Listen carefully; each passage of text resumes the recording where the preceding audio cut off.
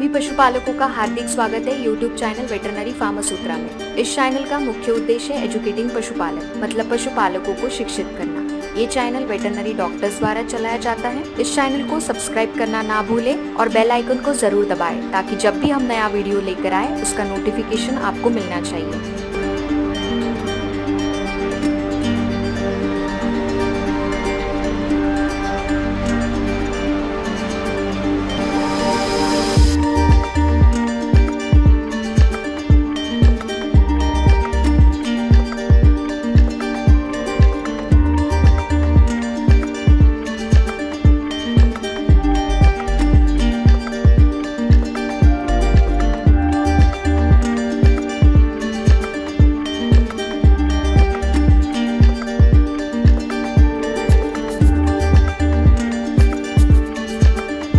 Application submission की जो date है वो पहले ही हम आपको बता चुके हैं।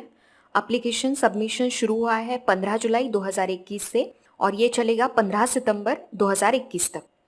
इसका एप्लीकेशन जो है वो आपको एक वेबसाइट दी जाएगी, उस वेबसाइट पर जाकर आपको ऑनलाइन फॉर्म भरना है।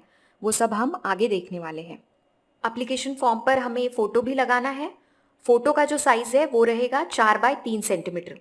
इसके बाद देखिए हमारी जो पहली और दूसरी कैटेगरी है, पहली कैटेगरी हमारी श्रेष्ठ पशुपालक और दूसरी कैटेगरी है श्रेष्ठ एआई वर्कर। तो इन दो कैटेगरी में जो भी पुरुष या फिर जो महिला इसके लिए सब एप्लीकेशन डाल रही है उनकी खुद की फ़ोटो यहाँ पर आएगी। और तीसरी जो कैटेगरी है बेस्ट डेयरी कोऑपरेटिव सोसाइटी या फिर बेस्ट किसान उत्पादन संगठन, तो उसमें कोऑपरेटिव सोसाइटी के जो सेक्रेटरी हैं उनकी फ़ोटो लगानी पड़ेगी। अगर आप एप्लीकेशन पूरा नहीं भरते हैं तो आपका एप्लीकेशन रिजेक्ट किया जाएगा, या फिर आप अगर एप्लीकेशन गलत तरीके से भरते हैं फिर भी आपका जो एप्लीकेशन है उसको रिजेक्ट किया जाएगा। तो इसीलिए आपको इस वीडियो को अंत तक देखना है क्योंकि हम तीनों भी कैटेगरीज के तीनों एप्लीकेशन किस तरीके से भरने वाले हैं ये आपको दिखाएंगे। पशुपालक भाइयों देखिए, आप इस एप्लीकेशन को दो तरीके से भर सकते हैं। या तो आप वेबसाइट पर जाके वहां पर ऑनलाइन एप्लीकेशन भरिए, या फिर दूसरा तरीका ये है कि उस वेबसाइट पर जाकर वहां से उस फॉर्म का जो है वो प्रिंट निकालिए और फिर उस फॉर्म को अपने हाथ से भरिए और बाद में उसको स्कैन करके उस वेबसाइट पर उस फॉर्म को अपलोड कर सकते हैं। तो अभी देखिए, अगर आप हाथ से एप्लीकेशन भर रहे हैं तो एक बात का ध्यान रखिए कि ये जो एप्लीकेशन है वो नीली शाई से ही आपको भरना है, नीली शाई का ही प्रयोग आपको करना है। एप्लीकेशन पर जब आप नाम लिखेंगे तो इस नाम को आपको कैपिटल लेटर्स में लिखना है। अगर आप पहली और दूसरी कैटेगरी के लिए अप्लाई कर रहे हैं मतलब कि श्रेष्ठ पशुपालक और श्रेष्ठ एआई वर्कर, तो आपको इस फॉर्म के साथ आधार कार्ड और बैंक अकाउंट की स्कैन कॉपी भी सबमिट करनी है। तीसरी कैटेगरी जो है हमारी श्रेष्ठ कोऑपरेटिव सोसाइटी, अगर आप इसके लिए अप्लाई करते हैं तो सबसे पहले तो आपको वो डॉक्यूमेंट देना है जिसमें सोसाइटी का रजिस्ट्रेशन नंबर दिख रहा है, तो उस डॉक्यूमेंट को सबमिट करना है। फिर दूसरी चीज लगेगी, सेक्रेटरी जो है कोऑपरेटिव सोसाइटी के उनका आधार कार्ड का स्कैन कॉपी दीजिए। और तीसरी जो चीज़ है वो है कि कोऑपरेटिव सोसाइटी का जो बैंक पासबुक है उसकी स्कैन कॉपी दीजिए, मतलब कि उस पर अकाउंट नंबर फिर बैंक का आईएफएससी कोड वो सब चीज़ें जो है वो क्लियरली दिखनी चाहिए। और उसी के साथ आपकी कोऑपरेटिव सोसाइटी का एड्रेस भी क्लियरली नोट होना चाहिए। पशुपालक भाइयों, एक महत्वपूर्ण चीज़ को नोट कर लीजिए, अगर आप एक ही कैटेगरी में 2 बार एप्लीकेशन सबमिट करते हैं तो आपको गलत समझा जाएगा और आपके दोनों भी एप्लीकेशंस को रिजेक्ट किया जाएगा। आज हम सबसे पहला जो एप्लीकेशन देख रहे हैं वो है श्रेष्ठ पशुपालक अवार्ड के लिए। तो इसमें सबसे पहले आएगा पशुपालक का फोटो, उसके बाद आपको जानवरों का ग्रुप फोटो भी चिपकाना है। बाद में आएगा पशुपालक का नाम, पशुपालक महिला है या पुरुष है वो डालना है। बाद में आएगी आपकी उम्र, आपका एजुकेशन क्वालिफिकेशन क्या है, आपने कहाँ तक पढ़ाई की है। बाद में आएगा आपके घर का पता, फिर आएगा मोबाइल नंबर और उसके बाद आपको लिखना है ब्रीड मेंटेन, मतलब कि जो नस्लें गाय और भैंस की आपने रखी हुई है उनका नाम लिखना है। तो एक पॉइंट को नोट कर लीजिए, national bureau of animal genetic resources मतलब कि राष्ट्रीय पशु अनुवांशिक संसाधन ब्यूरो में जिन नस्लों का रजिस्ट्रेशन हुआ है उन्हें ही देसी नस्ल माना जाएगा। तो आपके पास वही नस्ल होने चाहिए तो ही आप इस अवार्ड के लिए क्वालिफाई हो सकते हैं। वो नस्ल कौन सी है ये हमने पार्ट 1 वीडियो में बताया हुआ है, आप रेफरेंस के लिए पार्ट 1 वीडियो देख सकते हैं। बाद में जिस दिन आप ये एप्लीकेशन भर रहे हैं उस दिन की तारीख आएगी, फार्मर के गांव का नाम आएगा, उसके बाद ये बाजू में आपको सही करना है फार्मर को। अगर नहीं कर सकते सिग्नेचर तो आप अंगूठा भी लगा सकते हैं और नीचे ब्लॉक लेटर्स में पशुपालक अपना नाम लिखेंगे। आगे जो फॉर्म है उस पर अभी आपको जो चीज आपको सही लगती है वहां पर आपको टिक करना है। तो पहले तो जनरल इन्फॉर्मेशन है आपकी, तो इसमें आएगा कि पशुपालक जो है वो महिला है या पुरुष है, तो वहां पर टिक करिए। अगर पुरुष है तो मेल पर, और अगर महिला है तो फीमेल पर। फिर आपके पास आपने जानवर कितने रखे हुए हैं, 10 से 50 जानवर हैं, या 50 से 100 जानवर हैं, या 100 से भी ज्यादा जानवर आपके पास है। फिर आप कितने सालों से डेयरी फार्मिंग कर रहे हैं, आपको 1 से 5 साल हो गए, या 10 साल से भी कम का समय हुआ है, या 20 साल से भी ज्यादा का समय हुआ है, तो वहां पर आपको जो लगता है वहां पर आप टिक करिए। मतलब आपको यहाँ पर करेक्ट ही सब इंफॉर्मेशन भरना है, क्योंकि अगर आप लिस्टेड हो जाते हैं सिलेक्टेड कैंडिडेट में, तो फिर भी आपके फार्म पर आकर आपका पूरा मतलब देखा जाएगा कि जो इन्होंने बताया है वो सही में है या नहीं है। इसलिए किसी भी चीज को गलत नहीं भरना है, हमें सही जो है जानकारी वही देनी है। उसके बाद है प्रजनन के बारे में जानकारी। तो सबसे पहले तो इसमें आएगा कि आपने अपने फार्म पर कौन सी नस्लें रखी है। बहुत बार ऐसा होता है कि पशुपालक मिक्स फार्मिंग करते हैं, मतलब गाय भी रखे हुए हैं, भैंस भी है, और अलग अलग नस्लें रखे हुए हैं। तो आपको 3 ऑप्शन दिए हैं, A B C। तो वहां पर आप नस्लों के नाम एक एक करके नस्लों के नाम लिखिए। इससे भी ज्यादा नस्ल होंगे आपके पास तो बाजू में D करके भी आप लिख सकते हैं, उसमें कोई दिक्कत नहीं है। बाद में है कि आप प्रजनन के लिए कौन सी मेथड का उपयोग करते हैं।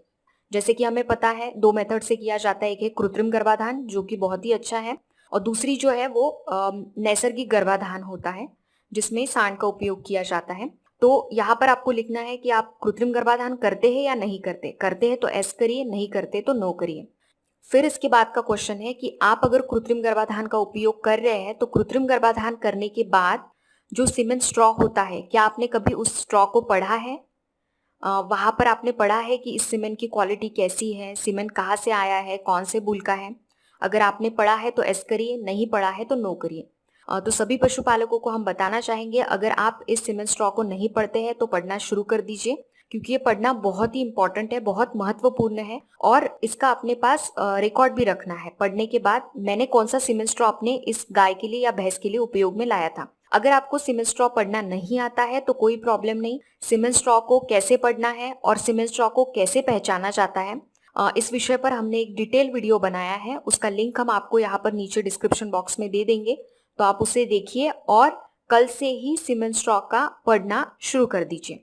उसके बाद है, अगर आप आर्टिफिशियल इंसेमिनेशन मतलब कृत्रिम गर्भाधान का उपयोग नहीं करते हैं, नेचुरल तरीके से कर रहे हैं, मतलब कि नैसर्गिक गर्भाधान से कर रहे हैं, तो क्या आपने कभी करते हैं? अगर आप तो एस करिए, अगर नहीं करते हैं तो नो करिए।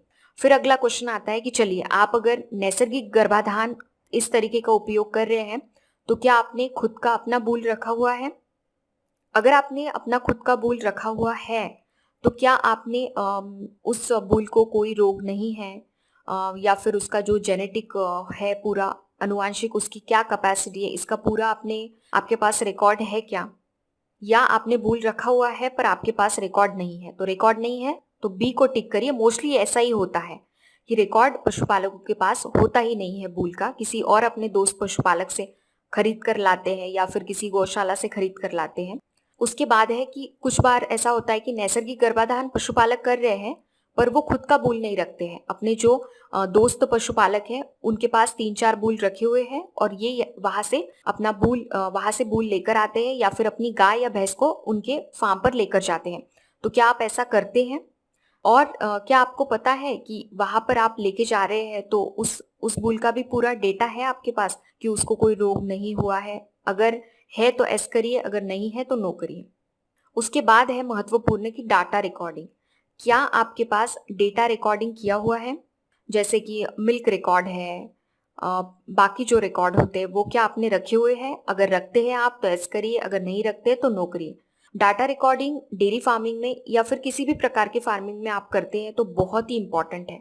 किसी भी बिजनेस में आप चले जाइए, डेटा जो है वो बहुत इंपॉर्टेंट होता है, क्योंकि हमें समझ में आता है डेटा से कौन सी चीज में हमारी गलती हो रही है और किस चीज की वजह से हमारा बिजनेस और बढ़ सकता है। तो इसीलिए डेटा रखना बहुत ही इंपॉर्टेंट है।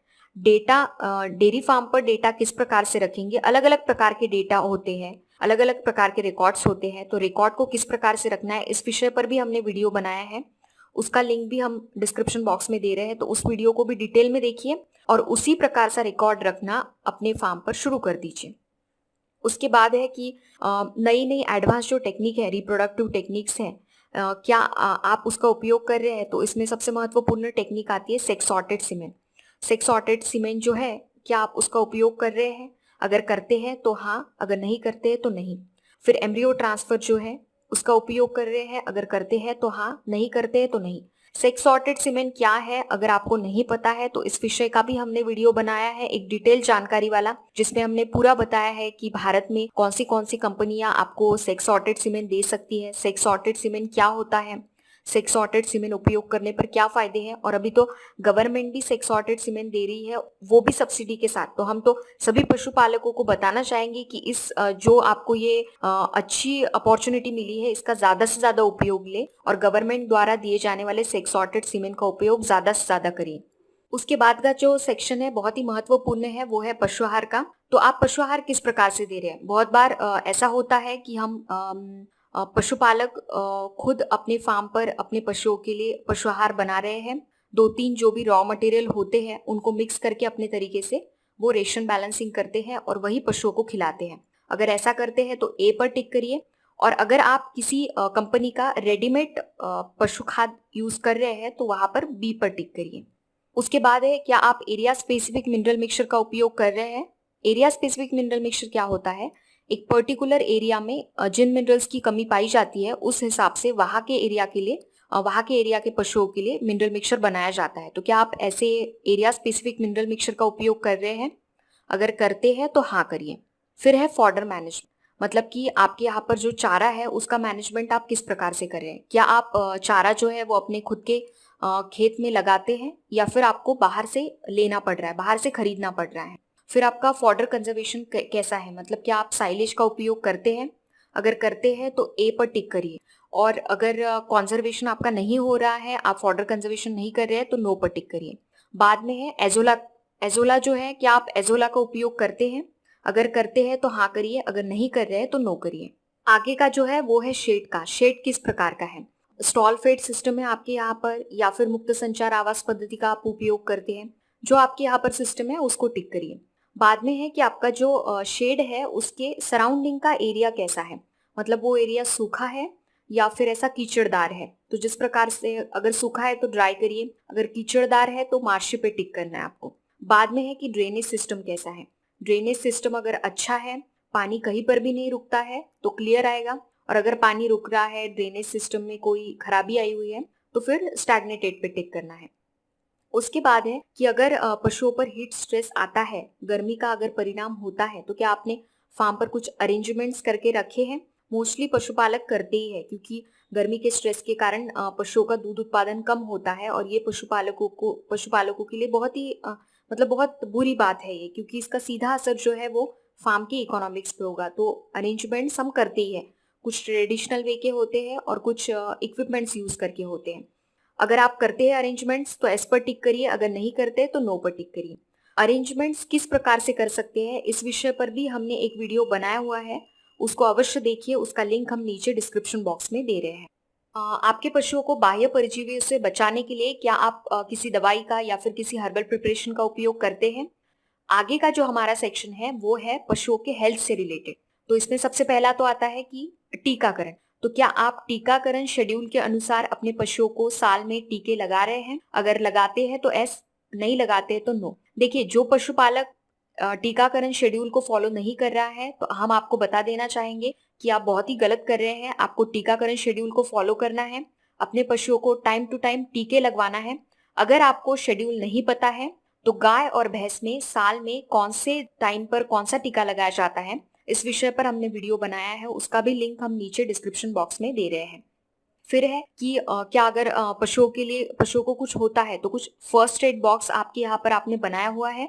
अगर पशुओं को कुछ छोटा कुछ प्रॉब्लम होता है, जैसे कि कहीं पर जख्म लग जाए या फिर गैस हो जाए, तो क्या ऐसी छोटी छोटी चीजों के लिए आप कुछ हर्बल प्रिपरेशन का उपयोग करते हैं? अगर करते हैं तो एस करिए। बाद में है कि डीवॉर्मिंग आप साल में कितनी बार कर रहे हैं? साल में 1 बार कर रहे हैं, साल में 2 बार कर रहे हैं, या फिर बिल्कुल कर ही नहीं रहे हैं? तो जो सिचुएशन आपके फार्म पर है वहां पर टिक करिए। उसके बाद बाह्य परजीवियों को कंट्रोल में लाने के लिए आप कुछ चीजें कर रहे हैं या नहीं कर रहे हैं। आई थिंक ये शायद रिपीट हो गया है, पर फॉर्म में है तो उस प्रकार से ही हमें भरना है। तो अगर आप करते हैं तो वापस यहाँ पर एस करिए, अगर नहीं करते तो नो करना है।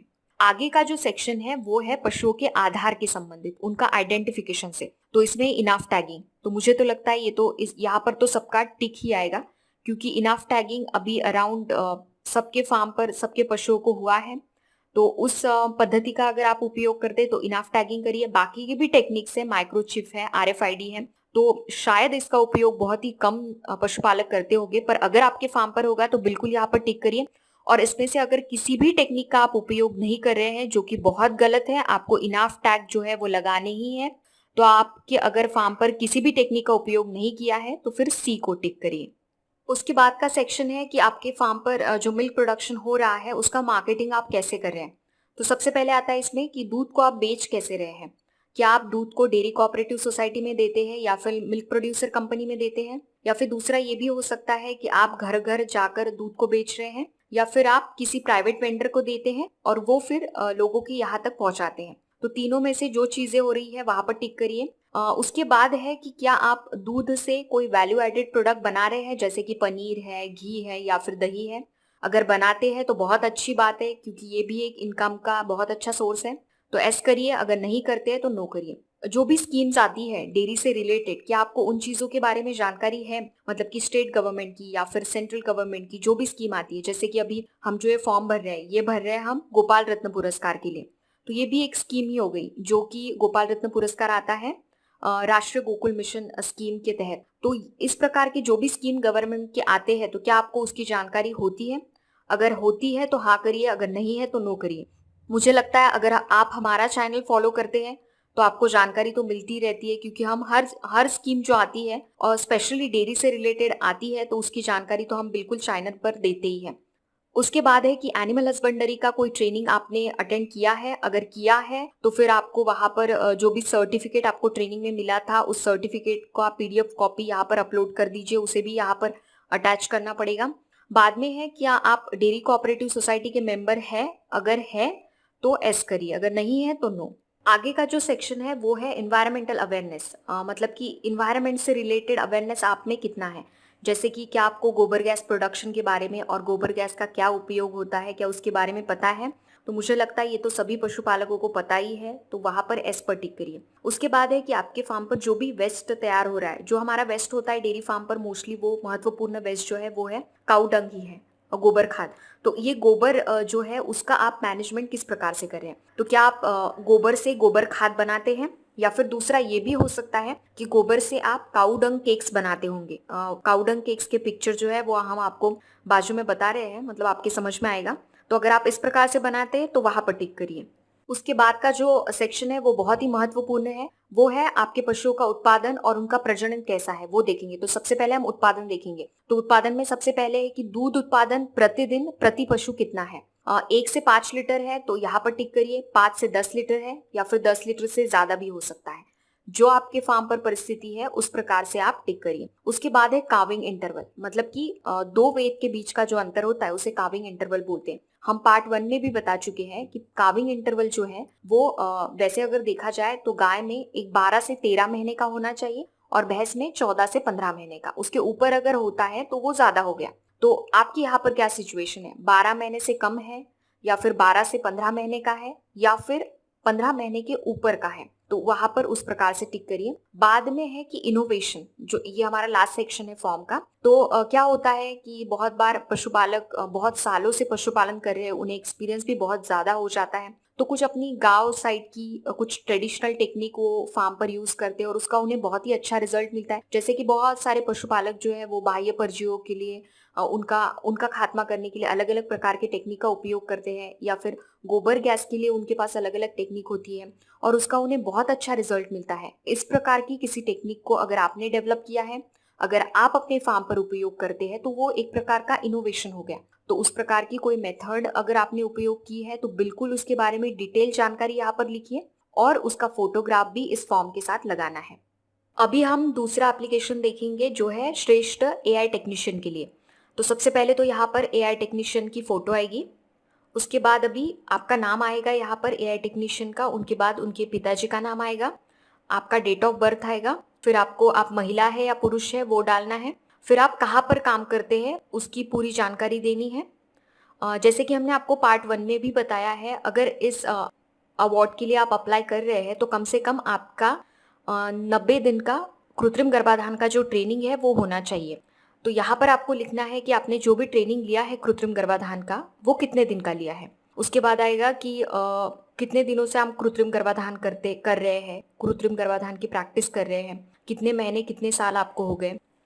उसके बाद नीचे है कि आपका जो भी एजुकेशन हुआ है उनके सब सर्टिफिकेट्स इस एप्लीकेशन के साथ लगाना है और आपके डेट ऑफ बर्थ का सर्टिफिकेट भी लगाना है। बाद में फिर आपका ईमेल आईडी डालिए, आपका मोबाइल नंबर डालिए, अगर मोबाइल नंबर नहीं है तो लैंडलाइन नंबर भी डाल सकते हैं। फिर आपका पता डालना है। फिर नीचे इस एप्लीकेशन को आपने जिस दिन भरा उस दिन वो डेट आएगी यहाँ पर, और यहाँ पर आपके गांव का नाम आएगा, और ये बाजू में आपका यहाँ पर सिग्नेचर करना है और नीचे ब्लॉक लेटर्स में आपका नाम लिखना है। अभी हम इस एप्लीकेशन का पार्ट बी देखेंगे। इस एप्लीकेशन में आपको अभी लिखना कुछ नहीं है, सिर्फ जो सही है उस पर टिक करते जाना है। तो सबसे पहले तो आएगा कि आप महिला है या पुरुष है। अगर पुरुष है तो मेल में टिक करिए, अगर महिला है तो फीमेल पर टिक करिए। फिर आएगा कि प्रजनन कैसे तरीके से हो रहा है, मतलब कि आपने 2017-18 में कितने कृत्रिम गर्भाधान किए, 2018-19 में कितने कृत्रिम गर्भाधान किए, और 2019-20 में कितने कृत्रिम गर्भाधान किए, उनका नंबर यहाँ पर डाल दीजिए। आपने जितने भी कृत्रिम गर्भाधान किए हैं उसमें से सक्सेसफुल कितने हुए तो वो आपको यहाँ पर डालना है। सबसे पहले आएगा कि 2017-18 में कितने सक्सेसफुल हुए हैं, 2018-19 में कितने हुए हैं और 2019-20 में कितने हुए हैं, उतने नंबर्स आपको यहाँ पर डालना है। उसके बाद अगला है कि आपने जितने भी कृत्रिम गर्भाधान किए हैं उसमें से कितने बछड़ों का जन्म पिछले 2 सालों में हुआ है, उनका नंबर आपको यहाँ पर डालना है। उसके बाद है कि आप कृत्रिम गर्भाधान करते समय कौन से सैनिटरी मेजर्स का उपयोग करते हैं, कौन से सैनिटरी मेजर्स फॉलो कर रहे हैं। सबसे पहला है कि जब आप कृत्रिम गर्भाधान करते हैं तो क्या आप तभी ग्लव्स या फिर प्लास्टिक एप्रन पहन रहे हैं। अगर पहनते हैं तो एस पर टिक करिए, अगर नहीं पहनते हैं तो नो पर टिक करिए। फिर आप कृत्रिम गर्भाधान करते समय क्या स्ट्रॉ का प्रॉपर थॉइंग कर रहे हैं। कृत्रिम गर्भाधान की प्रोसेस कैसे की जाती है इस विषय पर भी हमने एक वीडियो बनाया है, जो है कि डिजिटल आर्टिफिशियल इंसेमिनेशन गन का उपयोग करके कैसे कृत्रिम गर्भाधान किया जाता है। तो आप उस वीडियो को भी देखिए रेफरेंस के लिए, वहां पर हमने थॉइंग दिखाया है, थॉइंग स्ट्रॉ का कैसे किया जाता है। उसके बाद है कि आर्टिफिशियल इंसेमिनेशन करते समय आप जो भी इक्विपमेंट का उपयोग कर रहे हैं क्या उनका सैनिटाइजेशन आप डेली करते हैं। तो अगर आप करते हैं तो एस करिए, अगर नहीं कर रहे हैं तो नो करिए। उसके बाद है कि इनाफ का जो टैगिंग है वो आपके एरिया में कितना परसेंट हुआ है, 100% हुआ है या फिर 50 से 100% हुआ है या 50% से भी कम है। जो भी कंडीशन है अभी आपके एरिया में वहां पर आप टिक करिए।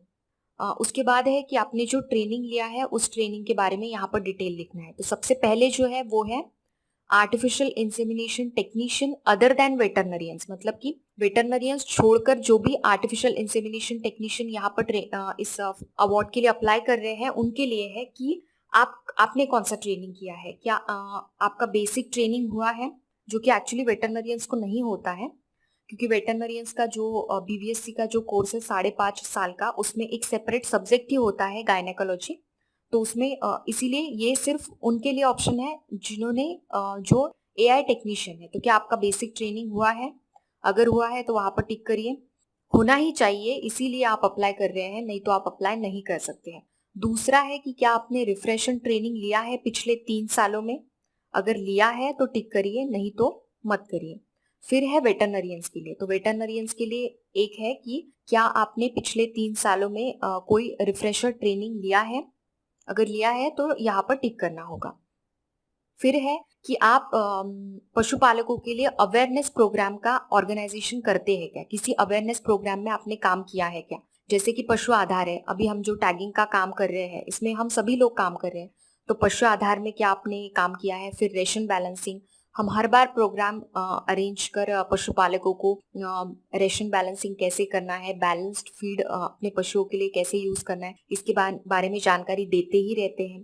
फिर है मोबाइल ऐप ई गोपाला, ये बहुत ही अच्छी ऐप है और हमें तो बहुत पसंद आई, और इस ऐप का एक सेपरेट वीडियो भी हमने यहाँ पर बनाया है चैनल पर, वो आप जरूर देखिए और अपने जो सतर्क पशुपालक है उनके साथ भी आप ये ऐप शेयर करिए।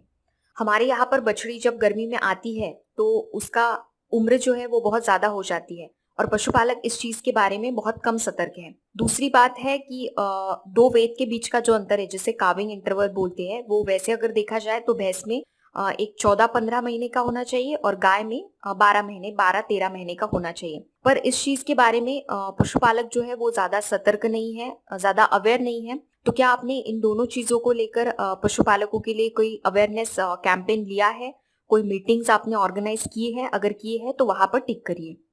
दूसरा आपको बताना है, लास्ट ऑप्शन है ये हमारा इस फॉर्म का, कि आपके एरिया में क्या आपने फार्मर्स को रिप्रोडक्टिव टेक्नोलॉजीज जो है, एडवांस रिप्रोडक्टिव टेक्नोलॉजीज जैसे कि सेक्स सॉर्टेड सीमेंट या फिर आईवीएफ जो है, तो क्या आपने इस प्रोग्राम के बारे में कोई अवेयरनेस कैंपेन लिया है और फिर फार्मर ने ये यूज करना शुरू किया और इसकी कोई सक्सेस स्टोरी है क्या? कि जैसे कि सेक्स सॉर्टेड सीमेंट के बारे में आपने फार्मर को बताया, उन्होंने सेक्स सॉर्टेड सीमेंट का उपयोग किया। सेक्स सॉर्टेड सीमेंट भी बहुत अच्छा तरीका है और इसका भी वीडियो हमने चैनल पर डिटेल में बनाया हुआ है। सेक्स सॉर्टेड सीमेंट क्या है, इसका उपयोग क्या है, भारत में कौन सी कंपनियां सेक्स सॉर्टेड सीमेंट देती है, गवर्नमेंट भी कौन सी सब्सिडी पर सेक्स सॉर्टेड सीमेंट अभी अवेलेबल कर रही है, वो सब चीजें हमने सब जानकारी दी हुई है, वो वीडियो भी आप देख सकते हैं। तो क्या आपके एरिया में पशुपालकों ने इस एडवांस रिप्रोडक्टिव टेक्नोलॉजी का उपयोग किया है और इसकी कोई सक्सेस स्टोरी आपके पास है क्या? अगर आपके एरिया में ऐसी सक्सेस स्टोरी हुई है तो उसका फोटोग्राफ आप यहाँ पर लगा दीजिए। पशुपालक भाइयों, तो हमारा अगला जो फॉर्म है, अगली अगली जो एप्लीकेशन है वो है श्रेष्ठ डेयरी कोऑपरेटिव सोसाइटी के लिए। तो इसके फॉर्म पे सबसे पहले तो यहाँ पर फोटोग्राफ लगानी है हमें, प्रेसिडेंट की या फिर सेक्रेटरी की। बाद में आपकी जो कोऑपरेटिव सोसाइटी है, जो मिल्क प्रोड्यूसर कंपनी, उसका नाम क्या है वो यहाँ पर लिखिए। इस कंपनी की शुरुआत कब हुई थी वो डेट आपको डालनी है। फिर रजिस्ट्रेशन नंबर तो होगा ही, रजिस्ट्रेशन नंबर डालिए। पैन नंबर क्या है, बैंक अकाउंट नंबर भी यहाँ पर डालना है। उसके बाद ईमेल आईडी और mobile number, landline number, mobile number अगर नहीं है तो लैंडलाइन नंबर डालिए। और आपकी जो मिल्क प्रोड्यूसर कंपनी है उसका कॉन्टैक्ट एड्रेस, उसका पता यहाँ पर डालिए। जिस दिन आपने ये एप्लीकेशन भरा है उस दिन का डेट आएगा यहाँ पर आपके विलेज का, आपके गांव का नाम आएगा। और अपनी जो ऑर्गेनाइजेशन है, मतलब कि जो मिल्क प्रोड्यूसर कंपनी है, उसकी तरफ से आपके सेक्रेटरी यहाँ पर सिग्नेचर करेंगे उनकी, और यहाँ पर ब्लॉक लेटर्स में नीचे उनका नाम आएगा। इस एप्लीकेशन का जो पार्ट बी है वो थोड़ा सा हार्ड है समझने के लिए, तो इसे हम एक एग्जाम्पल के साथ आपको समझाना चाहेंगे। तो सबसे पहला जो यहाँ पर ये जो एट्रीब्यूट्स लिख के कॉलम है, तो मतलब कि यहाँ पर दिया है कि कौन सी चीज हमें देखनी है, बाद में यहाँ पर क्राइटेरिया दिया है, ये थोड़ा सा हार्ड पार्ट है। तो क्राइटेरिया में उन्होंने एक मतलब ये किया है, उसके आधार पर नंबर्स दिए जाएंगे और यहाँ पर जो नंबर आएगा वो स्कोरिंग हमको यहाँ पर डालना है लास्ट कॉलम में। तो सबसे पहले है कि आपकी जो कोऑपरेटिव सोसाइटी है उसका रजिस्ट्रेशन हुआ है क्या, फिर उसका जो रजिस्ट्रेशन हुआ है वो रजिस्ट्रेशन नंबर, कौन से तारीख को वो शुरू की गई थी, उसका नाम क्या है, वो सब चीजें अगर आपके पास है तो आपको यहाँ पर 5 मार्क्स आएंगे। तो हमारे पास जो है सब डिटेल है, तो हम यहाँ पर 5 मार्क्स डाल रहे हैं क्योंकि यही बेसिक चीज है। अगर आपके पास ये जानकारी नहीं है तो आप इस अवार्ड के लिए अप्लाई भी नहीं कर सकते हैं। उसके बाद है कि आपकी कोऑपरेटिव सोसाइटी में कितने पशुपालक मेंबर्स हैं। अगर 200 से ज्यादा है तो 5 नंबर आएंगे, 100 और 200 के बीच में अगर होंगे तो 3 नंबर आएंगे, और अगर 100 से कम है पर 50 से ऊपर है तो आपको 2 नंबर आएंगे। तो जो हमारी कोऑपरेटिव सोसाइटी है इसमें पशुपालक जो है वो 200 है, 200 या फिर 200 के ऊपर के हैं, तो इसीलिए हमें यहाँ पर 5 नंबर आएंगे। फिर है आपका जो प्रतिदिन दूध का जो प्रोडक्शन है, दूध का जो कलेक्शन है वो कितना हो रहा है और उसका क्वालिटी कैसा है दूध का, लास्ट ऑडिट में उसका क्वालिटी कैसा दिखाया था। तो सबसे पहले तो दिया है कि अगर दूध का कलेक्शन 500 या फिर 500 लीटर से ऊपर है प्रतिदिन तो 5 नंबर आएंगे। अगर दूध का कलेक्शन 300 से लेके 499 है प्रतिदिन, तो 499 लीटर प्रतिदिन है तो 4 नंबर आएंगे। तो यहाँ पर हमारी कोऑपरेटिव सोसाइटी का जो मिल्क कलेक्शन है वो प्रतिदिन 300 से लेके 499 लीटर है प्रतिदिन, तो हम यहाँ पर 4 नंबर दे रहे हैं। उसके बाद है कि आपकी कोऑपरेटिव सोसाइटी का पेमेंट साइकिल कैसा है और आप पशुपालकों को पेमेंट किस तरीके से कर रहे हैं। अगर 10 दिन से कम दिनों में आप अगर पेमेंट देते हैं तो 5 नंबर आएंगे। आपको अगर पेमेंट करने में 11 से 20 दिन लग जाते हैं तो फिर 3 नंबर आएंगे। अगर 30 दिन तक देते हैं तो 2 नंबर आएंगे, और अगर 1 महीने से ऊपर होता है पेमेंट देने में तो फिर आपको 0 नंबर आएंगे। हमारे यहाँ पर हमारी कोऑपरेटिव सोसाइटी में हमें पेमेंट करने के लिए 2 हफ्ते का समय लग जाता है, मतलब एक 14 दिन का। तो हम यहाँ पर अपनी कोऑपरेटिव सोसाइटी को 3 नंबर दे रहे हैं। उसके बाद है कि एएमसीयू और डीपीएमसीयू, मतलब कि ऑटोमेटिक मिल्क कलेक्शन यूनिट जो है वो है, या फिर data processor milk collection unit अगर आपके पास है, मतलब लगाया हुआ है और काम कर रहा है, तो फिर आपको आएंगे 5 नंबर। लगाया हुआ है पर वो काम नहीं कर रहा है तो फिर आपको आएंगे 2 नंबर। और अगर आपकी डेयरी कोऑपरेटिव सोसाइटी में लगाया हुआ ही नहीं है तो फिर आपको 0 नंबर आएंगे। तो हमारे यहाँ पर सिचुएशन ऐसी है कि हमारी कोऑपरेटिव सोसाइटी में इस एएमसीयू को, मतलब कि ऑटोमेटिक मिल्क कलेक्शन यूनिट को, और data processor milk operation collection unit को लगाया हुआ भी है, मतलब ऑपरेशनल है ये, और हम उसको उपयोग में भी लाते हैं, तो इसीलिए हमारी कोऑपरेटिव सोसाइटी को आएंगे 5 नंबर।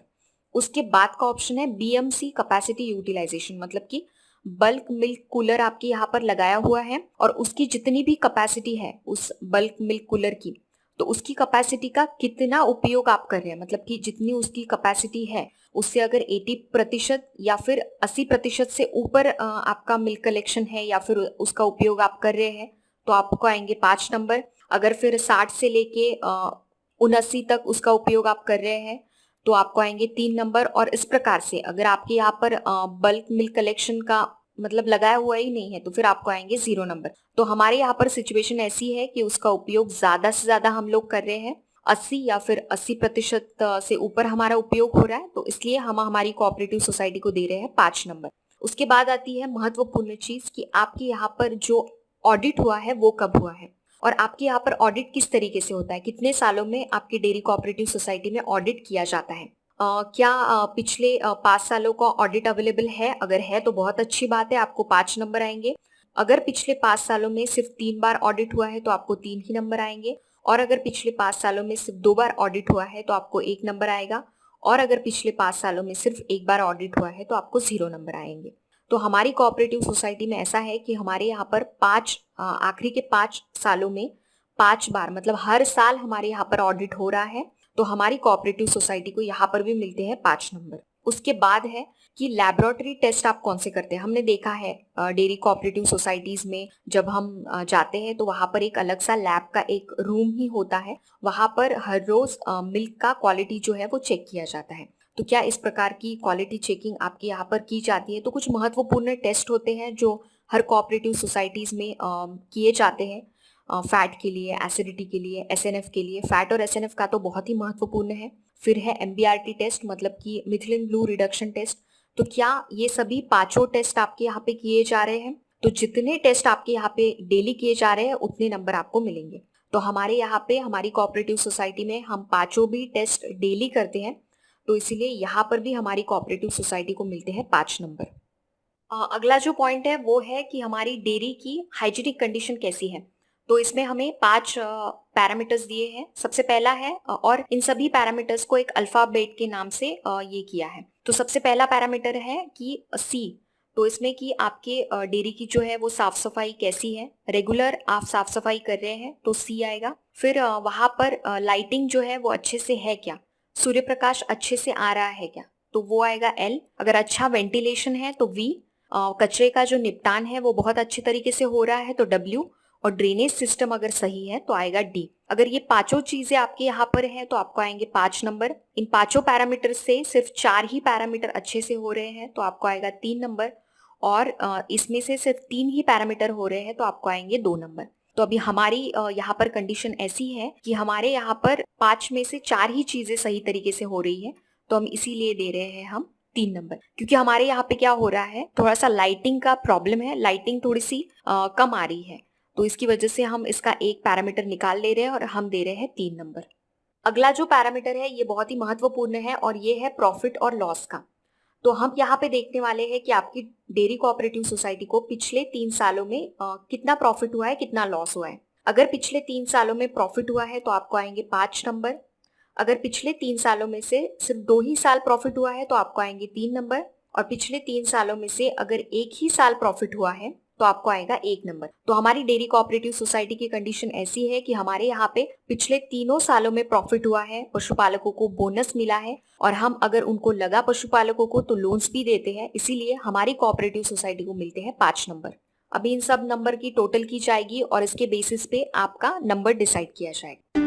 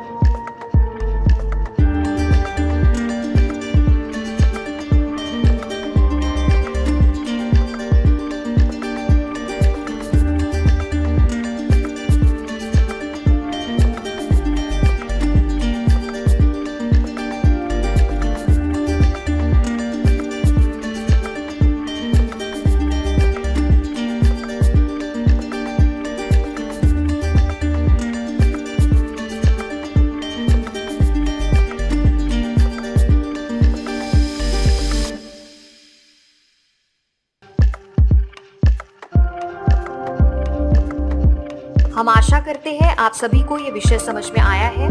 अगर आपको इस विषय से संबंधित या पशुपालन से संबंधित कुछ भी सवाल है तो हमें कमेंट बॉक्स में जरूर पूछें। ये चैनल वेटरनरी डॉक्टर्स द्वारा चलाया जाता है। हम हर हफ्ते सोमवार रात 8 बजे आते हैं पशुपालन से संबंधित एक नए विषय के साथ। इसीलिए चैनल को सब्सक्राइब करना ना भूलें। आप और आपके पशु स्वस्थ रहें। आपका दिन शुभ हो।